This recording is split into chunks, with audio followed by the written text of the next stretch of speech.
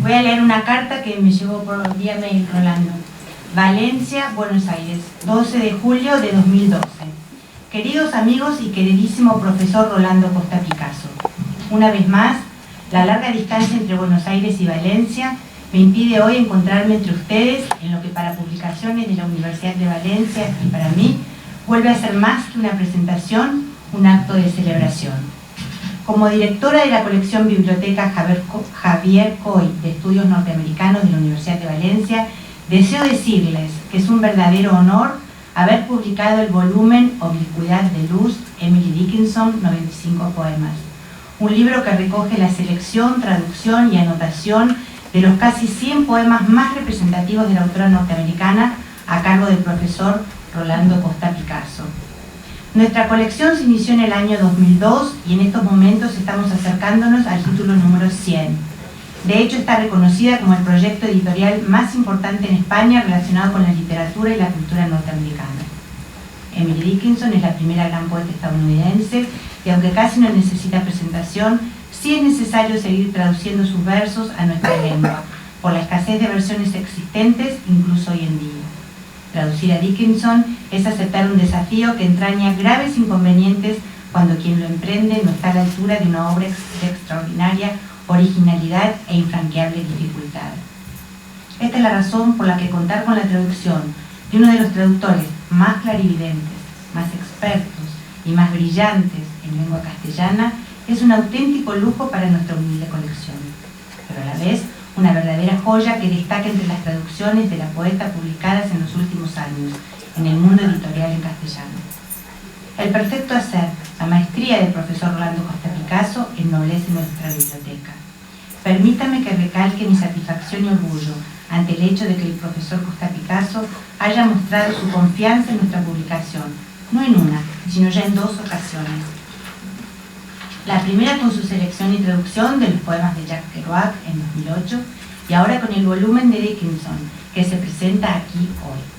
En Oblicuidad de Luz leemos ahora a Dickinson a través de la sabiduría lingüística y sensibilidad literaria de Costa Picasso, un traductor que hace justicia a la grandeza poética de la reclusa de Amherst y la acerca a los lectores en español del tercer milenio, a ambos lados del Atlántico, y a cualquier lector de castellano del mundo entero.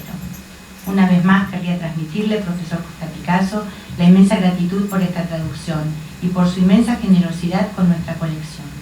Querido maestro y amigo, la Biblioteca Javier Coy de Estudios Norteamericanos de la Universidad de Valencia se siente enaltecida por tenerla entre sus autores.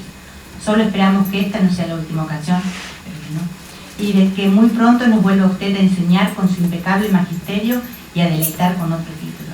Gracias a todos ustedes por su presencia hoy aquí y gracias, profesor Rolando Costa Picasso, 1.000.000 de gracias desde el fondo de nuestro corazón porque su nombre ya nos ha honrado para siempre. Carmen Manuel, Universidad de Valencia. Muy bien.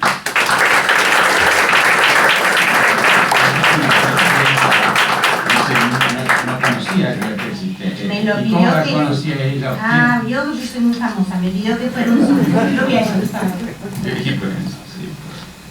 ¿No estás convencido? No estoy convencido, no me gusta que hablen de uno delante de uno. Bueno, ¿Cuándo debemos esperar? entonces pues sí, ¿qué hacemos? Me voy. Oh.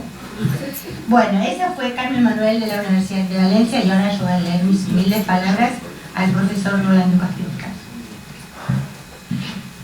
¿Sí? El texto que yo escribí y se llama Traducir para enseñar. Dentro del canon de la poesía estadounidense, Rolando Costa Picasso ha traducido nada más ni nada menos que La tierra baldía de T.S. Eliot, poemas de Catay, de Ezra Pound, El puente de Hart Crane, Mexico City Blues de Jack Kerouac, entre otros, ¿no? Y ahora nos sorprende con estos 95 poemas de Emily Dickinson. No es la primera poeta que Rolando traduce, ya había traducido a Diane Di Prima, Rita Dove y Sandra Cisneros. Pero me gustaría obviar hoy por un momento las distinciones de género en cuanto a quiénes traducen a quién, tema relevante y discutido dentro del campus de la traducción literaria, para referirme a la faceta más importante y destacable de este su último trabajo, la de traducir para enseñar. Durante el verano de 2011, Rolando se abocó a la tarea de reunir, seleccionar, traducir y anotar estos 95 poemas para la cursada de su materia en la Universidad de Buenos Aires. Este volumen, cuidadoso y dedicado, fíjense en la dedicatoria, para mi equipo de cátedra y mis estudiantes del curso de 2011 de Literatura Norteamericana de la Facultad de Filosofía y Letras de la Universidad de Buenos Aires, con afecto y agradecimiento, ya forma parte de la biblioteca de autores que Rolando nos enseñó, traduciendo durante casi 30 años para sus clases teóricas de los días lunes y miércoles. A veces fueron jueves. 95 poemas, 100 notas. Escolios parece que son. Pero bueno, nosotros le decimos notas. Notas a pie de página. Dos apuntaciones marginales. Puede ser nota a pie de página. Los nervios que me puso usted. Todo me lo preguntaba 500 veces. Bueno, usted dígame, pero yo le dije notas. 95 poemas, 100 notas. Este nuevo volumen de su biblioteca lleva una abeja en el diseño de la cubierta y un retrato de la poeta en la portada interior. Una y otra se comunican por contigua vecindad. La abeja será Emily, y el retrato de Emily en color sepia se volverá blanco a medida que nos adentremos en su biografía y su poesía. Blanco como los vestidos de piqué que usó, como la capa superior en los envases de miel caseros. Blanco como el espacio entre la mente y la escritura. Incluir en la cronología de la vida de Dickinson, además de los hitos importantes de su vida, como lo fueron, por ejemplo, su estadía en Mount Holyoke Female Seminary, una de las primeras universidades para mujeres, o el año en que su padre fue elegido senador del Congreso de Estados Unidos. Incluir, digo, las fechas de las publicaciones póstumas de sus poemas en esta cronología es valorizar su obra más allá de la vida. Y este dato no es menor cuando estamos hablando de una poeta de quien solo fueron publicados una decena de poemas en vida, y una poeta que escribió 1775 poemas, sin titularlos. En el cuerpo de la presentación, Rolando hace un estudio exhaustivo de cómo fue leída Dickinson, desde sus comienzos hasta la fecha. Así sabemos cómo les costó a los primeros críticos entender esta poesía entrecortada, meticulosamente irreverente. Cómo les costó a los primeros lectores que una mujer loca hiciera del altillo su escritura, y que ésta no se correspondiera con lo que el establishment de Amherst, Massachusetts, esperaba encontrar en los escritos de una mujer. Hasta que a partir de la década de los 60, y con las lecturas de las primeras feministas, su poesía empezó a formar parte del canon literario, un siglo después. Y ahora, nos consta, la poesía de Emily Dickinson es faro de muchas escritoras y escritores, traductoras y traductores. Pero volvamos a este concepto de traducir para enseñar. Dice Rolando en su trabajo introductorio: no hay una postura autobiográfica en la poesía de Dickinson, si bien naturalmente hay un yo reconocible por actitudes, posturas, creencias reiteradas, pero casi nunca rastreables a Emily Dickinson, la mujer. El dolor, la duda, el descreimiento, la vacilación pueden ser permanentes y caracterizar el yo, pero se trata de un yo que es cambiante, exploratorio, no unitario. Esta característica echa por tierra la insistencia de muchos estudios que se basan en hechos biográficos para desde allí llegar al comentario crítico, o los que interpretan su poesía como autobiográfica y encasillan a su autora como poeta confesional. Dickinson es más complicada que eso, es más esquiva, y no nos cuenta sus cuitas, sus penas de amor, sino que construye escenarios cambiantes, dramatiza situaciones y estados de ánimo, y puede ser histriónica y siempre compleja. Fin de cita.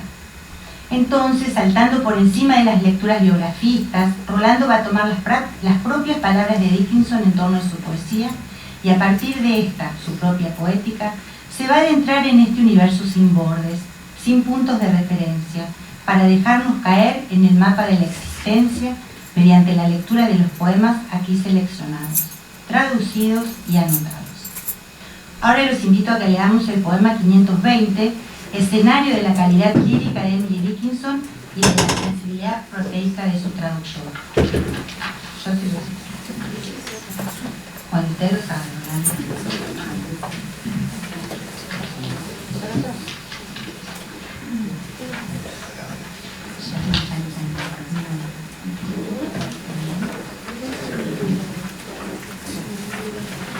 Voy a leer la traducción de Rolando, entonces, si lo quieren la pueden seguir, pero me parecía bien para que vieran.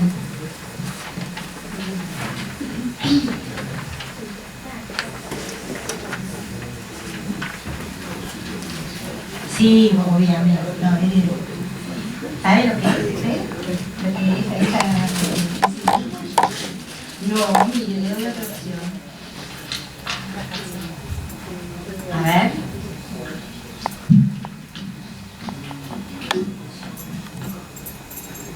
No sabe, lo agarré. Ahora va a ver, en el poema va a estar. Bueno, leo el poema 520. Partí temprano, llevé a mi perro y fuimos de visita al mar. Del subsuelo salieron las sirenas para echarme un vistazo, y las fragatas del piso superior extendieron sus cañameñas manos, creyéndome un ratón encallado en la arena. Pero ningún hombre me echó, hasta que la marea me cubrió el simple zapato y me cubrió el delantal y el cinturón y también el jubón, e hizo como si me fuera a devorar, toda entera como el rocío cubre el casquillo de un diente de león. Y entonces me moví también, y el mar me siguió, muy cerca. Sentí su talón de plata sobre el tobillo, en cuyo caso mis zapatos se anegarían de perlas, hasta que llegamos a la sólida ciudad. Él no parecía conocer a nadie allí, y con una reverencia y una potente mirada dirigida a mí, el mar se retiró.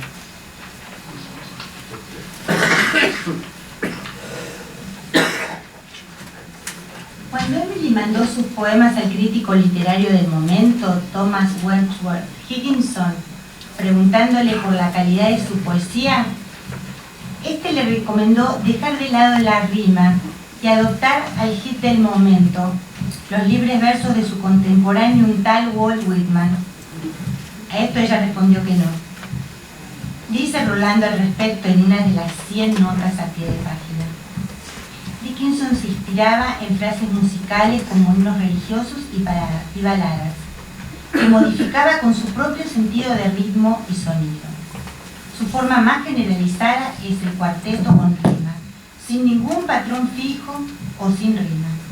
Enfatiza palabras mediante el uso de la mayúscula, aunque a veces esta mayúscula parece inexplicable o caprichosa, por no seguir ningún patrón fijo, ni tampoco lógico. Nunca estará de más decir que en estas notas a los poemas,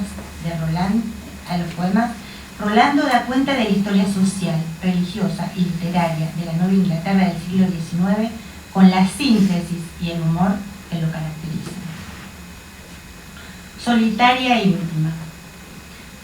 Si la poesía de Dickinson está marcada por su particular puntuación, mayúsculas y guiones para resaltar sustantivos y para entrecortar el ritmo de sus versos, una particular puntuación en la nota suscrita por Rolando a este poema me lleva a reflexionar en torno a la tarea del traductor. En torno de, ahí.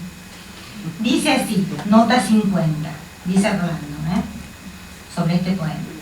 Bellísimo poema de 1862, abierto a toda clase de posibles interpretaciones, en que un paseo al mar se transforma en algo ominoso, quizá la amenaza, entre paréntesis, o promesa, de una nueva experiencia que llega al borde mismo de algo que no llega a consumarse.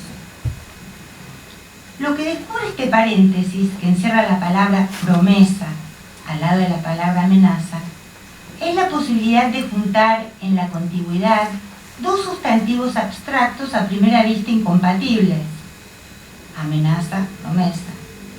Esta dupla o nueva unidad puede leerse ahora como una huella estilística en la escritura de Rolando, de la escritura metonímica de Dickinson, porque sabemos que en el cuerpo del poema las cosas que ella nombra y crea nunca son estáticas, están en permanente posibilidad. Sin los convencionales puntos ni comas, su decir poético logra que el límite y la experiencia se expandan más allá de los márgenes, como en el poema 520 que acabamos de leer, en el que el mar se presenta como una casa de cuyo subsuelo salen las sirenas furiosas y de cuyo primer piso se extienden manos como velas de fragatas para cubrir el cuerpo de un yo ínfimo amenazado por la marea del mar, que se vuelve rocío, que cubre la flor del diente de león, etcétera, etcétera. Esta edición suculenta de los poemas seleccionados, traducidos y anotados por Rolando Costa Picasso para la Biblioteca Javier Cohen, está en complementariedad con el afán exploratorio, heurístico y aventurado de la manera Dickinson de ver el mundo. Porque esta visión se duplica durante el lapso en que el traductor se interna en la tarea y se vuelve también su propia manera de ver el mundo, luciéndose en cada nuevo intento por llegar sano y salvo a la otra costa de la lengua y con el poema a término. Por eso puede decir amenaza o promesa, en una de las posibles interpretaciones de este poema y de la obra de Dickinson en general, porque dependerá de dónde empecemos a leer para aprender cada nuevo significado o sentido que el poema traiga. De esta manera, los poemas que sus alumnos lean en las traducciones anotadas por Rolando serán como esos paseos al borde del mar, nunca la misma ola ni la misma espuma, siempre la fuerza turbulenta y agitada de la poesía que te abre la cabeza. Advertencia de cómo leerlos y certeza de que algo está por suceder. Con el